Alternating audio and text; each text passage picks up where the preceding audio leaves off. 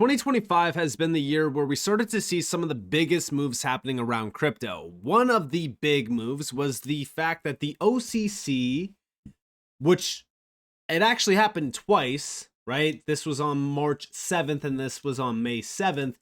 We started to see these big organizations like the OCC clarifying bank authority to engage in certain cryptocurrency activities, followed by this one to engage in crypto asset custody and execution services as well. So this was a huge green light on banks to dive on into the crypto space. And we basically thought, all right, well, this is definitely a big deal. And then we also saw the FDIC also do the same thing. So the FDIC and the OCC gave the big banks the green light on crypto.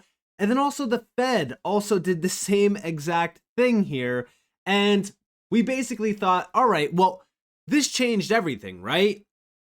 The big banks are not going to go after crypto companies. They're not going to stall out crypto companies. They're not going to attack crypto companies because in the past, there was a very big attack on crypto. And I do believe that it was actually driven by the big banks because they were terrified of the technology. They still are technically. And this is reminded to us by the term Operation Choke Point 2.0. This was a very big attack on the entire industry, but I do think one company in this space particularly had the big target on their back even before Operation Choke Point 2.0 really hit hard, and that is, of course, Ripple. Ripple and even XRP and the XRPL have been in the crosshairs for quite some time. It originally started back in 2020. And this did not stop. It did not stop, right? For over 4+ years later, we continue to see Ripple and XRP attacked. And even more recently this year with the green light across the board for big banks, right? Everything's changing, right? Regulatory discussions, major moves, major bills being passed. Again, banks getting the green light, they should be able to jump in. We just had Ripple apply for a banking license. Everything's changing. Everything's good. No, this is not the case. We're going to talk about it. But first, let's actually start off with this video clip over here. This got posted from the CEO of Digital Chamber, Cody Carbone. And he's saying debanking of crypto companies is still happening and it needs to stop. Thank you, Chairman Senator Tim Scott, for standing up and leading the charge to end this abuse once and for all. The Firm Act is how we get it done. Now, here we have, and this is on Fox Business, Chairman Senator Tim Scott has fought back against rogue regulators who abuse reputational risks to debank Americans.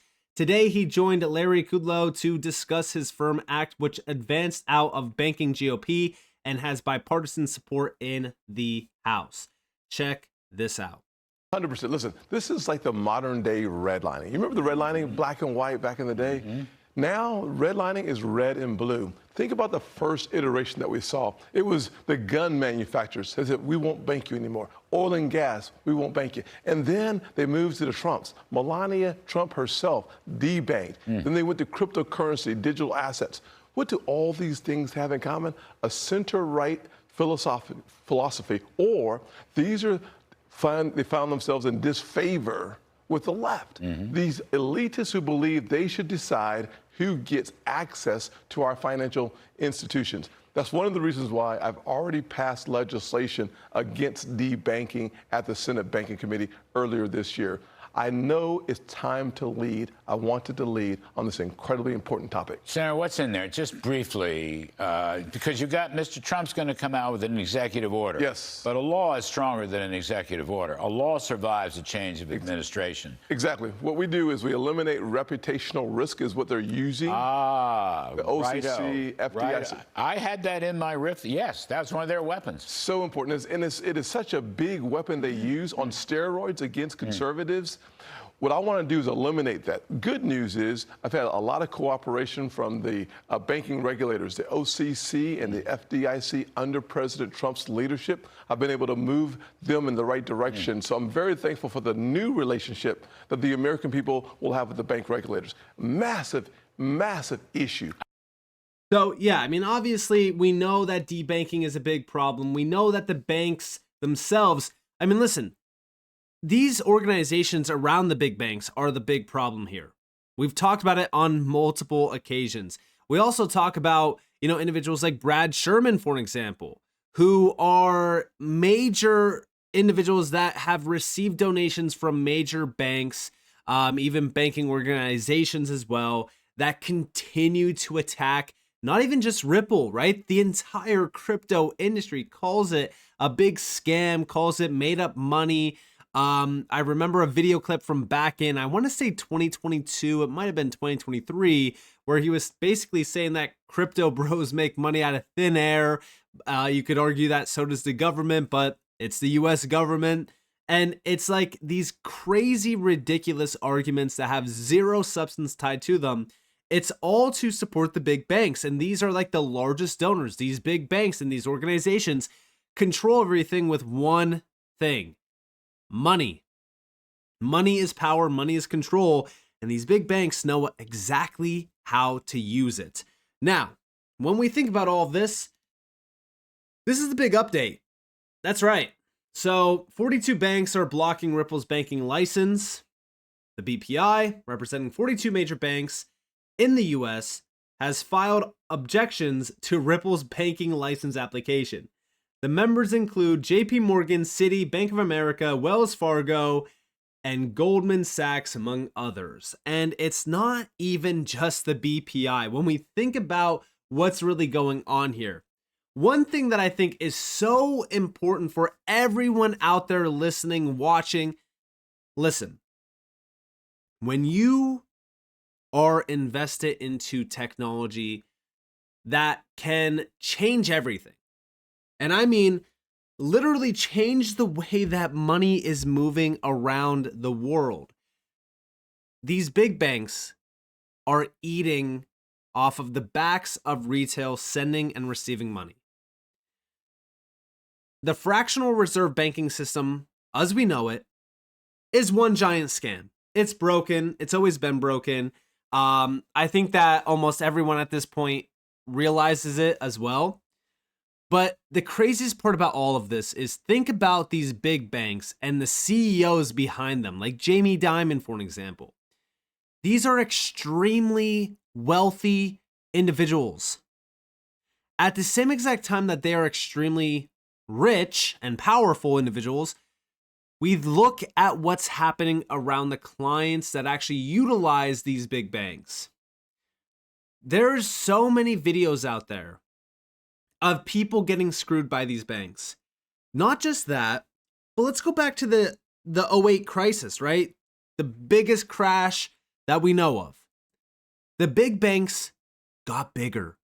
They got richer, while retail got wiped out completely.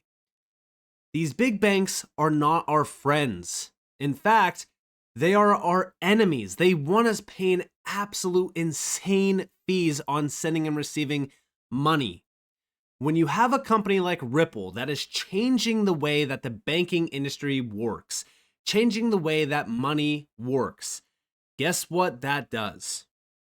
Just like I said in the beginning of this video, it puts a target on their back. Now, on top of that, knowing that the big banks are this panicked, this scared, this worried, should have you thinking to yourselves, I must be invested in the right thing. Because if the banks are panicking this much, think about how disruptive this tech actually is. Nix Blackwood actually put out a great post regarding this and kind of worded it very similar. We have here, they want Ripple banned. Here's why that means you're over the target. The ICBA, the voice of 5,000 plus banks in the US, is now begging the OCC to reject Ripple's trust bank charter. If we look at this application, we could zoom in. They oppose Ripple Labs' application for a national trust bank charter for its proposed subsidiary, Ripple National Trust Bank. Ripple Labs provides blockchain-based payments and custody services to enterprise customers, enabling them to integrate blockchain technology and digital assets into their businesses. Ripple Labs proposes using RNTB to conduct activities that complement Ripple stablecoin and other payment businesses, including management of stablecoin reserves and related fiduciary services. Their stated goals of using stablecoins is to build the next evolution of the global financial services and to redefine the way money moves in the digital economy, are outside of the scope of the powers Congress envisioned when it created the National Trust Bank Charter. As a national trust bank, RNTB would be legally prohibited from taking deposits. However, by managing Ripple Labs' stablecoin reserves, Ripple Labs is the issuer of a stablecoin called RLUSD, and it cuts off there. But the craziest part about this is they're simply saying that they want Ripple to get denied this charter license, okay? Because what they're doing with stablecoins and how they're shaking up the entire economy in the digital age, how they're changing the way that money's moving, it's outside of the scope of the powers of Congress. Nice excuse there, buddy. They're basically saying that what Ripple is doing could cause significant harm to the banking industry's business because it's out of the scope here. It's changing everything. And they know how disruptive this is. They know how efficient this is. They know what type of demand this will also create at a time where this admin is going all in on stablecoin initiatives and on US-based crypto companies. Guys, we are so over the target that this actually makes me so much more bullish on XRP and what Ripple is doing. It's shocking to me that this is still going on a year, 2 years, 3 years, and even 4+ years later after the lawsuit.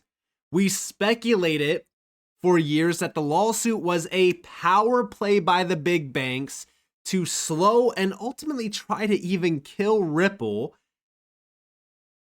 And now we have proof here from the ICBA as well as even the BPI that these big banks are terrified.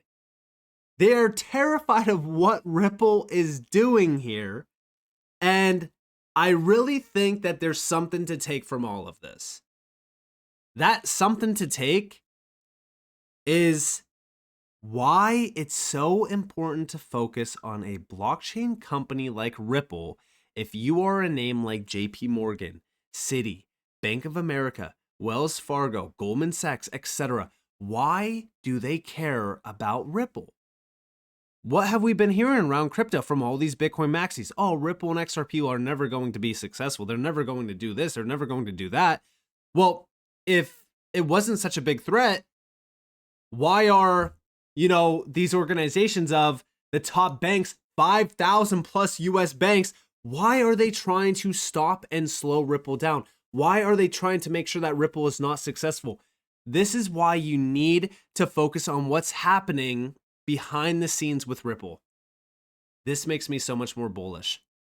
And I think everyone should be way more bullish on what Ripple and XRP are doing and becoming because of what these banks are basically telling us.